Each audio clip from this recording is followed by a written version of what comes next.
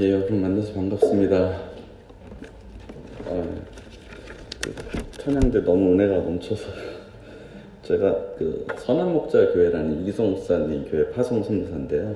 거기서 2년 동안 기획을 돕고 있고 그런 일을 하고 있는데 사실 저희 선한목자교회보다 더 잘하세요. 제가 딸이 있어서 같이 봤는데 우리 딸한테 기독교의 그 정통적인 이 찬양이 얼마나 멋있고 아름답고 그 안에 뜻과 은혜가 있는지 어떻게 말로 설명을 하는데 그 말이 잘 안 돼요. 왜냐하면 저는 호주라는 낯선 곳에서 왔는데 호주는 약간 좀 딴따라같이 예배를 드려요. 이렇게. 그래서 제가 복장이 좀 죄송한 게 양복을 좀 갖춰 입고 와야겠다 하다가 저희 호주식을 생각해서 잠깐 잊어먹었어요.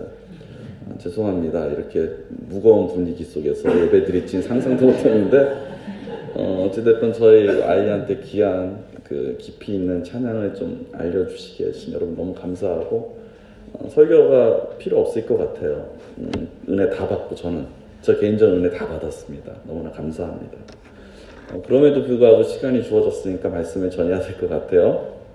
제가 스위스는 두 번째 옵니다. 유로포스타를 모였을 때 꽤 오래됐는데 설교를 부탁해 스위스에서 와서 이제 말씀을 전했고요. 스위스에서나 유럽에서 불러줬을 때는 굉장히 마음에 부담이 있어요. 왜냐하면 여기가 저희 기독교한테 성지와 같은 곳이거든요. 신학을 하는 저희 입장에서는 이렇게 왔다 쯔빙글리의 삶을 본다, 바르트 거리를 걷는다 이러면은 그 자체가 감동이고 그 자체가 너무나 기쁨이 됩니다. 그런데 여기 있는 분들은 얼마나 많이 이제 좋은 목사님 밑에서 이런 역사적인 배경과 이런 걸 많이 들었을까. 그렇기 때문에 설교를 준비한 입장에서는 함부로 설교하기가 힘들어요. 잘못 설명하다가 이게 망신을 당할 수 있겠다, 성도님들한테. 그리고 더욱이 이제 저희 김동 목사님하고 얼마 전에 왔다가 가셨다고 들었는데 그분이 한 4박 5일 정도 이렇게 5번 정도 설교했으면은 제가 할 설교가 거의 다 묻혔을 거예요. 그래서 할 설교가 없겠다. 그럼에도 불구하고 제 나름대로 어제 기도하다가 교회의 본질적 요소를 한 번 더 짚고 가는 게 어떨까라는 마음으로 오늘 말씀을 준비하고 왔습니다. 제가 나름대로 떨려요. 이렇게 여기서 얼어버렸어요. 저기 있을 땐 편했는데 정말 잘합니다. 예. 보통 사람들이 교회를 생각할 때 교회를 여러 가지 유형으로 생각을 합니다. 어떤 사람들은 교회를 병원으로 생각하는 분들이 있어요. 그래서 교회는 마음의 치유가 있어야 된다고 하고 영혼의 치유가 반드시 있어야 된다고 얘기를 합니다. 그래서 이런 교회에 가면 주로 내적 치유와 이런 치유의 은사들이, 신유의 은사들이 강하게 나타납니다. 그런데 저는 사실 이 부분에서 부심이 없는 것 같습니다. 남들은 기도하면 감기도 낫고, 남들은 기도하면 큰 병도 낫고, 어떤 분들은 기도하면 라디오도 고친다고 하더라고요. 고장난 라디오를 막 붙이고 안수를 하면은 이렇게 난다고 얘기도 해요. 근데 저는 그 흔한 감기도 못 낫고요. 제 아내 잘 알고 있어요. 기도하면 잘 안 나요. 그래서 이제 성도님들이 병이 감기가 걸리던 뭐 하면 저한테 기도받으러 오는 사람이 거의 없습니다. 그리고 저는 컴퓨터가 고장이 나면은 전 수리센터로 가지 제가 그 기도하거나 이런 일은 잘 못합니다. 그래서 이런 부분엔 저한테 은사가 별로 없습니다. 또 어떤 분들은 교회를 생각할 때 교회는 돌봄과 이런 친교의 서비스가 있어야 된다고 말을 합니다. 그것은 이민교회가 많이 나타나는 현상 같아요. 교회를 어떤 친교의 장처럼 생각하는 분들이 가끔 있어요. 그래서 이런 교회는 특별히 목사가 설교를 좀 못하거나 목사가 조금 다른 일을 잘 못해도 용서가 됩니다. 목회에서 가장 중요한 것은 자신들을 돌보는 것이 중요하다고 생각하고 있기 때문입니다. 그래서 목회에서 가장 중요한 것은 자신들을 돌보는 것이다라고 얘기를 합니다. 저도 이민 목회를 이제 2년 전에 처음 개척을 했는데, 잠깐 이거 띄워도 될까요? 제가 체질이 이게 아니라서. 이게 호주식이에요. 호주식. 이거 없고 호주식은 돌아다녀요. 그래서, 이게 너무 어색해서 저한테는 이것도 무거워요. 꽃도 힘들고, 마음이 다 어려워요. 근데 이제 저도 돌보는 은사가 있긴 해요. 돌보는 은사가 있긴 하지만, 저는 주로 이제 아프리카나 루안다나 제가 23개국 나라를 다니면서 지역 개발하고 다니는 게 제 일입니다. 그래서 저는 돌봄의 은사가 있긴 한데 저한테 돌봄의 은사는 잃어버린 양들이라 할 때는 가난한 자들, 단도 $5가 없어서 말라리아약을 못 먹어서 처방을 받으면서 죽어가는 아이들, 뭐 우물 때문에 죽어가는 아이들, 그리고 노숙자들, 쪽방 주민들, 이런 사람들을 저는 돌보는 은사가 있습니다. 평생 15년 동안 그런 사역을 하고 전 세계를 다니면서 그 일을 하고 있습니다. 그런데 제가 일반 성도님들을 만나서 교회 개척을 2년 전에 처음 시작을 했어요. 교회를 컨설팅만 해봤지 교회를 직접 해보는 건 처음이었습니다. 나 정말 어렵다. 저는 쉬운 줄 알아 교만했었죠. 왜냐하면 제가 있는 교회가 10,000명, 제가 청년부 담당 부서였을 때 2,000명, 뭐 이런 교회 조직을 운영하다 보니까 교회는 참 괜찮고 쉬운 줄 알았는데 저한테 담임 목사가 은사가 없다는 것을 개척하고 알게 됐습니다. 이민교회 개척해서 1년이 좀 안 됐을 때 저희가 한 130명 정도가 됐어요. 그러니까 교회 개척해서 130명이면 크다고 하는데 글쎄 호주는 커요. 교민이 한 5만 명 정도 돼요. 그러니까 그 중에 뭐 개척하니까 130명은 쉽게 옵니다. 그런데 이제 교회를 개척하고 어느 정도 있다 보니까 성도님들이 찾아왔어요. 찾아오더니 목사님, 저희가 양들입니다. 잃어버린 양들입니다. 그런데 목사님은 맨날 선교한다고 뛰어다니고 교회 뭐 전도한다고 돌아다니고 해외 선교한다고 돌아다니고 집회 간다고 한 달 동안 교회를 비우고 지금 한 달 동안 안 들어가고 있어요. 우리 교회 담임 목사가 그 목사한테 맡기고. 그러니까 자기들도 목사님이 목자이니까 자기를 좀 돌봐달라고 얘기를 하더라고요. 그래서 제가 우리 집사님들 다 모아놓고 얘기했죠. 집사님 죄송한데 저도 양입니다. 목자는 예수님 아닌가요? 그냥 목사님 그 위로는 목자인 예수한테 받고 저도 양인데 생각해보면 리더 양 정도? 목자가 휙 바람 불면 제가 이렇게 다 이렇게 다니고 그런 리더 양 정도지 저도 양입니다. 목자는 예수님이에요. 예수님만 바라보고 삽시다. 그러니까 우리 옆에 있는 집사님이 이해가 된다고. 근데 리더 양보다 양치는 개가 어떠냐고. 집사님 근데 개는 좀 그렇다고. 어항상 그냥 양으로 합시다. 그러고 이제 그러니까 그렇게 얘기하니까 우리 성도님들이 저랑 얘기 잘 안 해요. 이렇게 얘기해봤자 별 소득이 없구나. 저는 저 인간 돌아다니겠구나. 그래도 저희 교회는 매주 새 가족들이 들어와서 조금씩 부흥하고 있습니다. 또 어떤 분들은 교회를 학교로 생각합니다. 그래서 교회는 체계적인 성경 공부를 많이 해야 된다고 생각을 해요. 이런 교회 가면 엄청난 세미나를 하고 토론 같은 걸 많이 합니다. 저는 온누리교회에서 하영정 목사님한테 세례를 받고 거의 16년 동안 거기서 자랐어요. 그리고 거기서 신학을 했고요. 그렇기 때문에 저는 이런 포럼이나 세미나 이 시스템을 가장 잘 알고 있어요. 정말 열심히 포럼하고 열심히 세미나를 하는데 이런 교회는 교육이 없으면 교회가 아니다라고 얘기를 합니다. 또 어떤 사람들은 교회를 사회복지로 인정하는 분들이 있습니다. 그래서 교회는 복지적 차원의 일을 잘 감당해야 된다고 얘기합니다. 교회는 이 땅에 고아나 과부한 나그네를 돌보아야 되는 사명이 있다고 얘기하고 그와 같은 일을 열심히 하려고 합니다. 그리고 그와 같은 일을 하지 않는 사람들을 가리켜 비판을 합니다. 사실 제가 그랬어요. 제가 이제 15년 동안 가난한 사람들을 사역하고 그들을 돌보고 이 땅에 고아나 과부한 나그네를 돌보는 삶을 살다 보니까 그와 같은 사역을 안 하는 교회는 교회가 아니야 라고 비판하고 그랬던 사람 중에 한 명입니다. 근데 지금은 그렇지 않죠. 사랑하는 성도 여러분, 제가 지금까지 교회에 대해 4가지 유형을 잠깐 얘기했습니다. 여러분들은 진짜 어떤 게 바른 교회라고 생각하십니까? 신유 연사가 있고 치료하고 친교가 있고 돌봄 연사가 있고 사회복지하고 이런 교회 유형은 여러 가지가 있는데 각 성도님들은 다 저마다 자기가 생각하는 교회 유형이 있을 겁니다. 원하는 교회상이 있습니다. 이민 목회를 처음 가서 느꼈던 것은 이민 목회자들은 해보니까 청소년도 목회 철학이 있더라고요. 그래서 오시는 분들도 목사님 목회 철학이 좋아서 왔습니다라고 얘기하고 떠나시는 분들도 목사님 목회 철학이 안 맞습니다라고 얘기를 합니다. 목회 철학은 자기들이 짜는 건가? 고민이 된 적도 있었고요. 같이 짜는 거죠. 기도하면서. 그러나 제가 하나님께 기도한 철학을 받고 같이 만들어가는 건데 자기가 생각하는 교회 유형을 말할 때가 너무나 많았습니다. 여러분, 제가 앞서 말한 네 가지 교회 유형은 사실 모두 맞는 얘기입니다. 교회는 네 가지 역할이 분명히 있어야 합니다. 그리고 중요합니다. 돌봄도 필요하고, 은사가 필요하고, 신유 은사도 필요하고요, 사회복지도 필요하고, 선교도 필요하고, 다 필요합니다. 그러나 그보다도 더 중요한 것이 있다는 것입니다.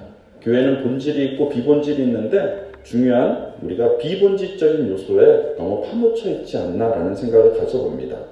교회의 본질적 요소는 그건 바로 교회가 하나님께 예배하고 선교하는 겁니다. 예배드림과 복음을 전하는 것, 그것이 가장 중요한 교회의 존재 이유입니다. 체계적인 교육도 중요하죠. 영적 치유도 중요하죠. 성도를 돌보고 살피는 것도 중요하고, 친교 모임도 중요하고, 사회적 책임도 중요하지만, 교회에서 예배와 복음과 선교가 빠진다면 교회의 본질적 요소는 잃어버리는 것 같습니다. 저하고 친한 코스타 강사 중에 김길이라는 친구가 있습니다. 혹시 모를 거예요. 워낙 이제 한때 확 컸다가 쭈그러든 친구인데, 한국에서는 저보다 더 유명합니다. 사실 제가 두라무에서 책 2권을 썼어요. 근데 그 친구는 규장에서 책을 쓴 친구인데, 제 설교를 듣다가 그 친구가 목사님, 설교 책을 한번 써보는 게 어떻겠습니까? 라고 해서 쓴 책이 2권이 있습니다. 저한테 굉장히 고마운 친구죠.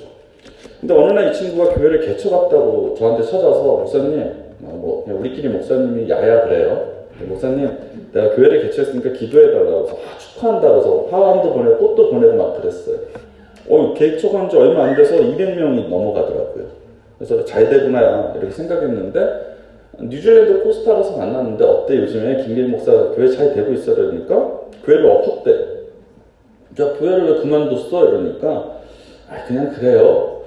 그래? 그리고 안 물어봤죠. 근데 한국에서 또 이제 집회 가운데 또 만났어요. 했더니 목사님 왜? 자기가 교회를 또 개척했대요. 그랬더니 그래? 그래서 이제 축하 화환도 보내고 꽃도 보내줬어요. 꽃도 보내주고 이제 축하도 해주고, 그리고 이제 그 다음에 밴쿠버 코스타에서 만났어요. 그래서 어떻게 됐어? 교회 잘 돼? 금방 200명 들어갔다는 소문이 들었거든요. 어떻게 됐니? 교회를 또 엎었대. 아니, 그래 또 엎었어? 그래, 그럼 어떻게 해? 그러니까 이렇게 얘기를 해요. 잘 안 물어봤어요. 그리고 한국 와서 또 시간이 지났는데 또 교회를 개척했대요. 이번에는 화가 이거 안 보내줬어요. 이거 보내봤자 저는 또 뭐 잘못할 수 있겠다. 우리 교인들한테 미안하잖아요. 계속 화환만 보내니까. 역시나 다음 코스타에 물어보니까 또 교회를 접었대요. 야, 너는 왜 그러니? 넌 뭐 200~300명 되는 교회가 장난이냐? 물어봤더니 처음에 교회를 개척할 때는 처음에 믿음과 선교와 복음의 이런 사명을 갖고 교회를 시작을 했다고 합니다. 근데 시간이 지나고 200명, 300명이 넘어가니까 조직화가 되면서 무엇인가 본질적인 요소를 잃어버려서 거기에 어떤 사람이 주인이 되는, 하나님의 주인이 아닌 그런 게 싫었다고 합니다. 그래서 이럴 것 같으면 목회를 하지 말아야지 라고 그만뒀다 또 하고 그만뒀다 또 하고, 다시는 하지 말라고 제가 조언을 했습니다. 근데 그 친구 지금 뭐 하냐면 길거리에서 예배를 드리고 다녀요. 길거리에서. 참 코스타 강사 중에 대단한 친구 중에 하나입니다. 그때는 이제 저는 프로답지 못하다, 목회자가 이런 책임감이 없다라고 비판을 했지만, 지금은 그가 그와 같은 행동을 하는 것에 조금은 이해가 됩니다. 교회는 본질적인 것을 따라가야 합니다. 알렉산더 캠블이라는 사람이 이런 얘기를 했더라고요. 본질에는 이치, 비본질에는 자유로, 매사에는 사랑으로라는 말이 있습니다. 본질에선 일치가 뭘까? 예수 그리스도죠. 비본질이 뭘까? 그걸 자유로라고 얘기하는데, 우리가 앞서 말한 그런 여러 가지 신유의 은사와 친교와 공사와 이게 모든 것이 자유롭게 하는 비본질적인 요소일 겁니다. 오늘 말씀처럼 신령과 진정으로 예배드리는 복음을 전하는 것, 그것이 교회의 존재 이유입니다. 저는 오늘 여러분들과 함께 그 교회의 본질적인 요소 2가지만 간단하게 나누고자 합니다. 주일 예배니까 오래 안 할게요. 첫 번째는 바로 교회 존재에서 가장 첫 번째 중요한 것은 에클레시아입니다. 죄송해요. 성지와가 에클레시아라고 말 쓰니까 참, 호주에서 이런 말 쓰면 멋있어 보여요. 근데 여기서는 없어 보이는 것 같은데, 에클레시아는 헬라어잖아요. 주를 믿는 사람들의 모임, 예배하는 공동체입니다. 신약에서는 교회를 이런 건물에 가리키지 않았고요. 초대교회는 교회를 에클레시아라 부르고 사용했습니다.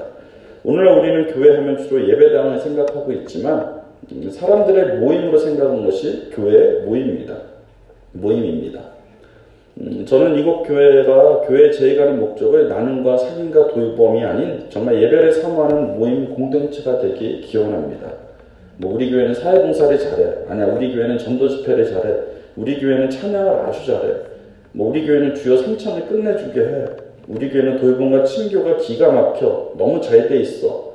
여러분 이 모든 것도 다 하지만 정말 이런 얘기가 들렸으면 좋겠어요. 우리 교회는 예배가 너무 좋아. 예배가 살아있어. 뭐 이런 얘기가 들려질 때 하나님이 정말 기뻐할 것 같습니다. 그런 교회가 되는 정말 귀한 이 한손만 교회 되길 주의 이름으로 축복합니다. 사실 저도 이민 목회를 개척하고 있죠. 저희 교회 이름은 높은 뜻 부리지번 교회입니다. 저희 교회는 5가지 정관이 있어요. 그건 높은 뜻 교회 모든 교회들이 동일하게 쓰는 겁니다. 그 중에 제일 첫 번째가 신령과 진정으로 예배하는 공동체. 이것이 저희 교회 첫 번째 정관에 있습니다. 모여 함께 주일에 신령과 진정으로 드려지는 예배 공동체. 너무나 기뻐서 함께 예배 드리는 것. 그것이 저한테 포기하지 못하는 제 1순위입니다. 그래서 뭐 성도님들이 저한테 와가지고 목사님 뭐가 잘못됐어요 이러면은 예 잘못됐냐. 근데 이 부분의 한마디는 저는 용납을 안 해요. 목사님 오늘 예배가 너무 힘들었어요. 이러면 제가 골방에 들어가서 회개를 합니다. 주님 제가 잘못했습니다. 왜냐면 저는 정말로 예배가 은혜가 됐으면 좋겠어요. 그렇기 때문에 예배하기 전에 많은 성도들이 닥달을 합니다. 기도하게 합니다. 예배를 소망하게 만들고 예배가 너무 이게 즐겁게 막 이렇게 예배드리는 것, 그것이 저희 교회의 첫 번째 목적이었습니다. 예배를 그렇게 하다 보니까 이제 자주 매일 나오면 은혜가 될까요? 자주 매일 나오면 은혜가 안 되기 때문에 저희는 새벽 예배 같은 게 없어요. 그래서 목사님 새벽 예배 합시다. 은혜를 나누기 위해서는 한 방에 갑시다. 그래서 저한테 얘기가 잘 안 통한대요. 우리 성도님들이. 예배를 영어식으로 표현하는 서비스죠. 월십, 예배를 하나님께 서비스하는 겁니다. 하나님께 드리는 겁니다. 하나님이 가장 좋아하는 것을 드리는 것이 예배입니다.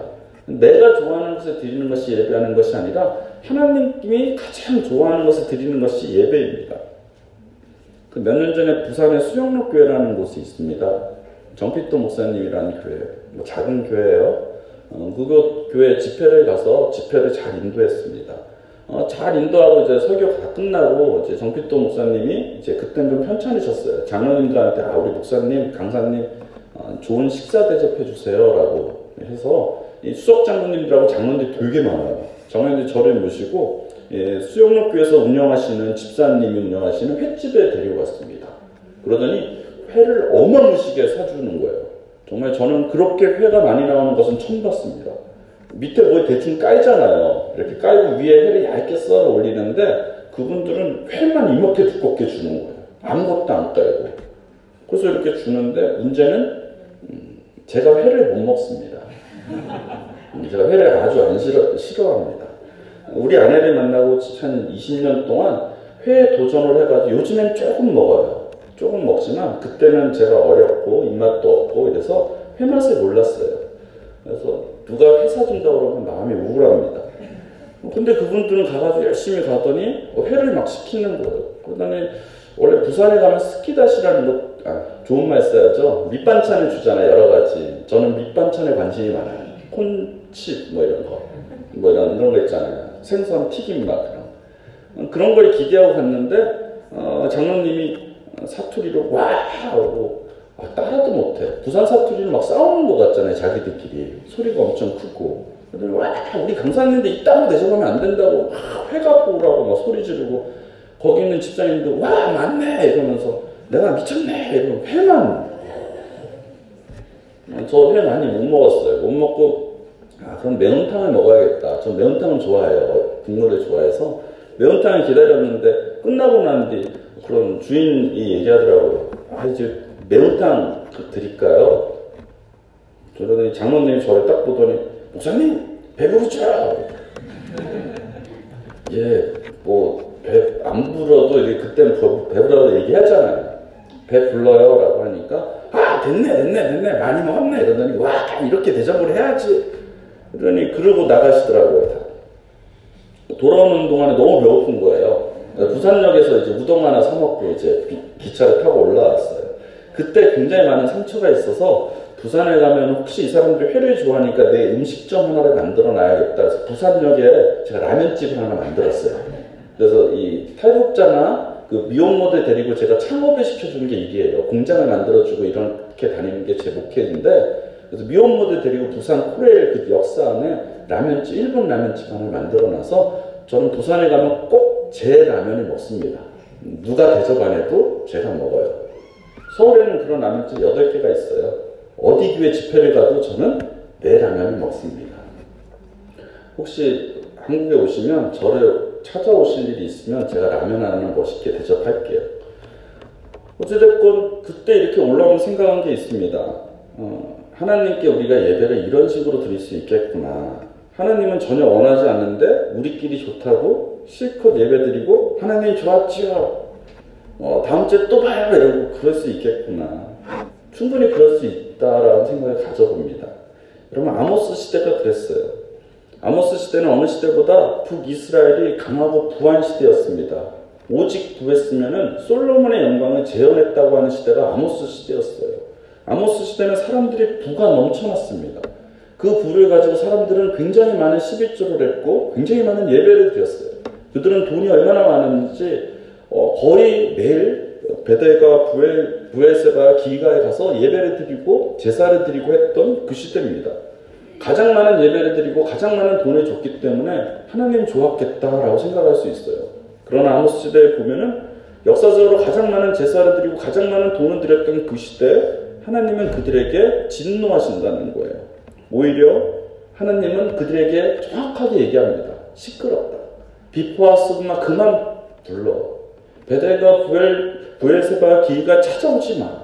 너희들 예배가 너무나 듣기 싫어라는 얘기를 합니다. 아니, 어마어마한 돈을 드리고 어마어마한 예배를 드리고 매일매일 드리고 정말 베델과 기가 부엘세바까지 걸어서 가서 예배를 드리는 사람들에게 시끄럽다라고 얘기를 합니다. 오히려 정의와 공의와 강물처럼 흐르게 하라라고 얘기를 합니다. 그걸 통해 우리가 느껴볼 수 있는 것, 오늘 이곳 예배는 이 점에서 늘 경계하고 조심해야 될 것이 있다는 겁니다. 우리가 의와 자랑으로 예배 드렸냐? 우리가 시스템으로 예배 드렸냐? 우리가 형식으로 예배 드렸냐? 우리가 정말 친교와 교제의 목적으로 그 예배를 만들어가지 않았나? 기도하지 않고 우리가 예배에 참석하고 있지 않나? 그래서 그것을 늘 돌아봐서 하나님이 원하시는 걸 드려야 그게 진짜 예배라는 거예요. 우리가 좋아하는 예배 말고 하나님이 좋아하는 예배. 사랑하는 성도 여러분, 교회의 첫 번째 목적은 에클레시아입니다. 다른 부분에서 연약할 수 있어요. 실수도 할 수 있습니다. 그런데 한 가지 예배의 은혜가 없다면 우리의 교회의 존재 이유가 사라집니다. 예배의 목숨을 걸고 예배에 최선을 다하고 그래서 하나님께 드려지는 그런 예배를 소망하는 그런 교회 되길 주의 이름으로 축복합니다. 다른 건 다 못해도 좀 용서해 주시고요. 목사가 얼마나 잘하겠어요. 한국교회 목사의 문제점은 지들이 너무 다 잘한다는 게 문제예요.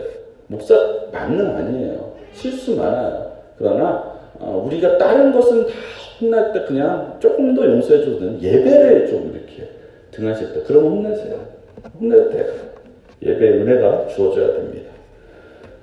두 번째 교회의 존재의 목적, 그것은 흩어지며 복음을 전하는 것, 디아스포라입니다. 모여 예배하는 교회가 첫 번째라면 두 번째는 흩어져 복음을 전하는 것이 두 번째 중요한 목적입니다. 오늘날 많은 교회들이 교회의 예배가 성숙해져야 한다고 생각하며 품격을 높이기에 많은 노력을 합니다.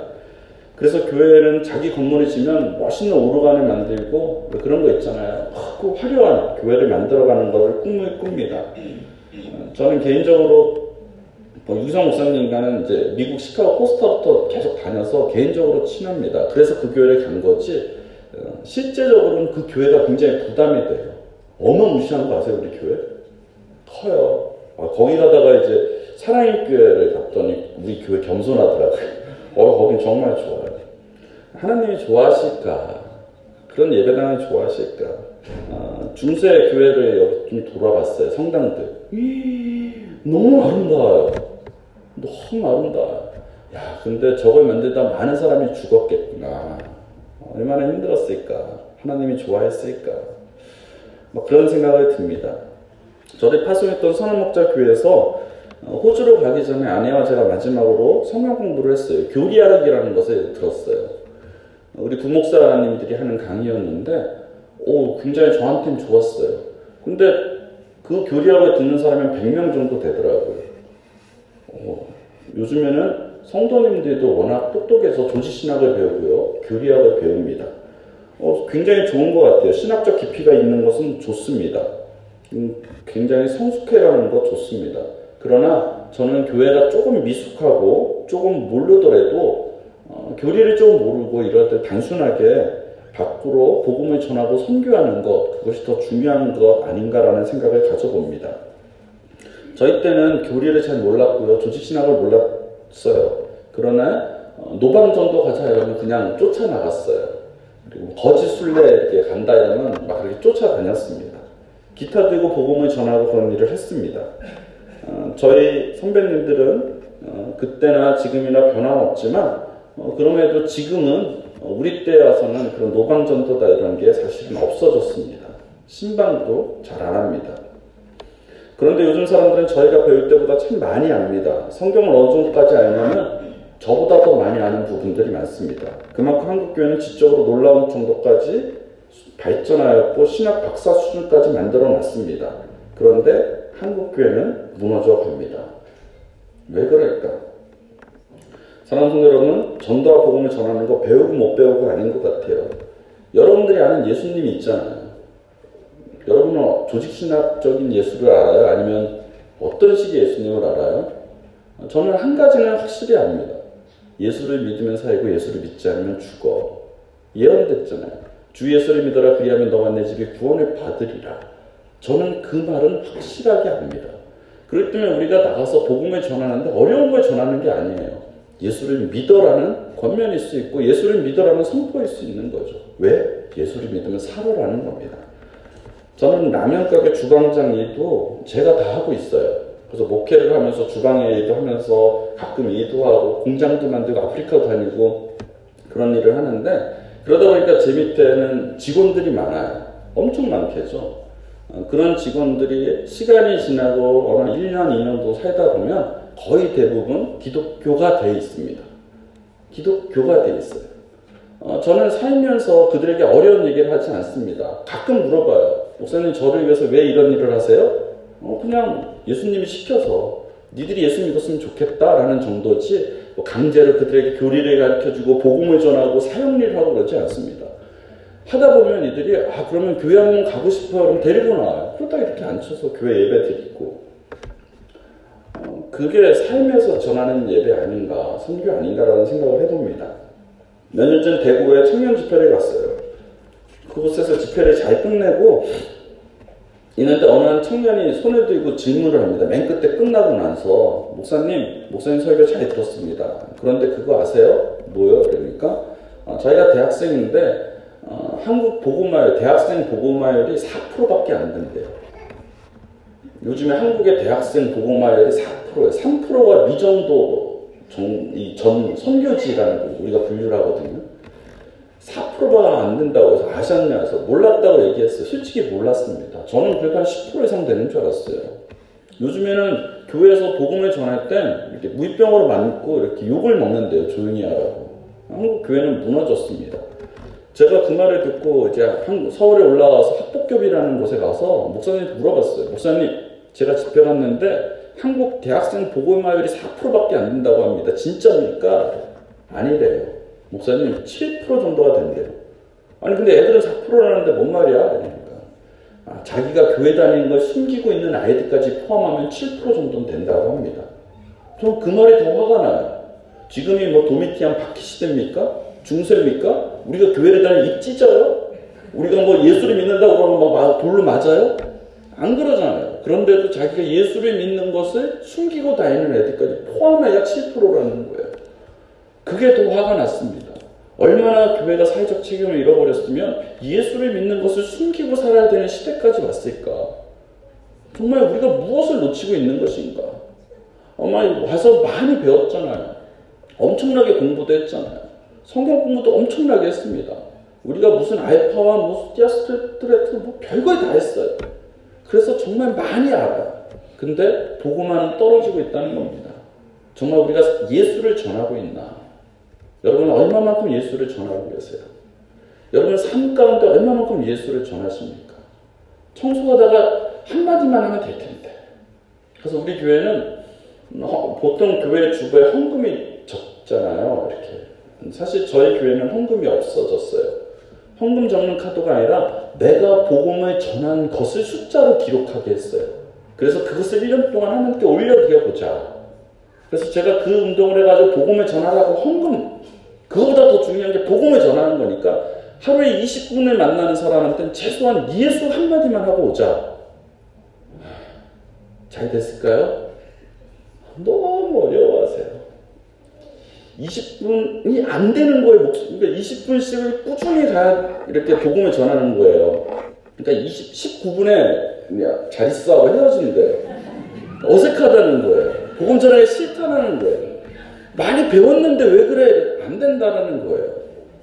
오히려 헌금을 제대로 낼게요. 헌금이 늘었어요.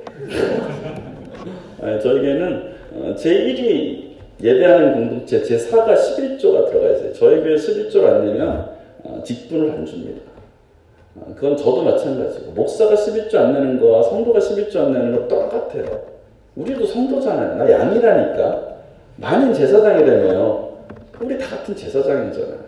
근데 11조를 안 낸다? 우리 교회 정관에 있어요. 딱.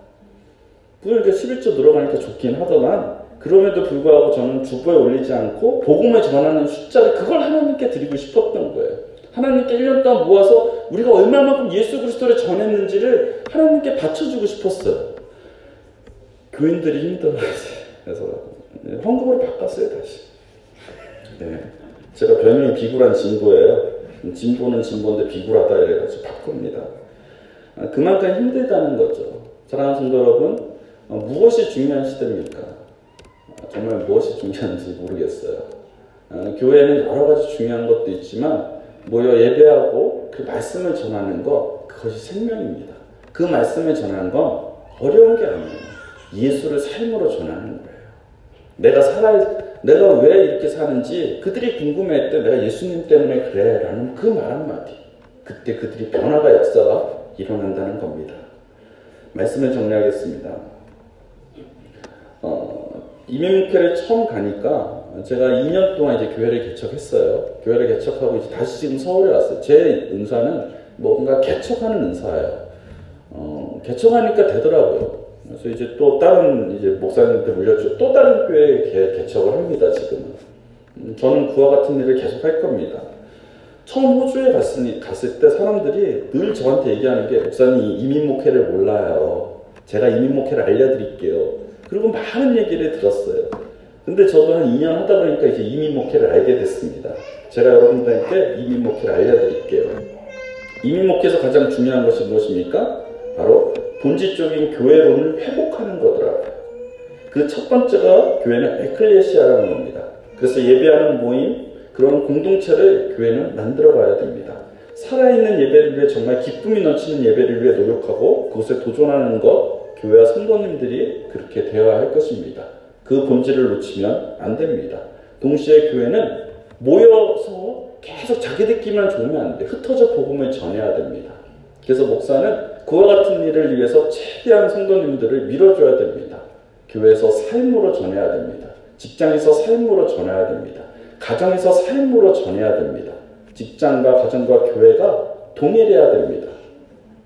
제 평생의 꿈은 우리 지은이, 제 딸이 지은인데요. 그 아이가 나를 가장 존경했으면 좋겠다. 왜? 가정에서 존경을 받아야 밖에서 존경을 받죠. 틀려지면 안 된다는 거예요. 그래서 성도를 그렇게 훈련시키는 것 저의 임무고 여러분들이 같이 나갈 방향 같습니다. 사랑하는 성도 여러분, 정말 교회의 본질적 요소에 정말 목숨을 걸고 최선을 다하는 한숨만 교회 되길 주의 이름으로 축복합니다. 기도하겠습니다.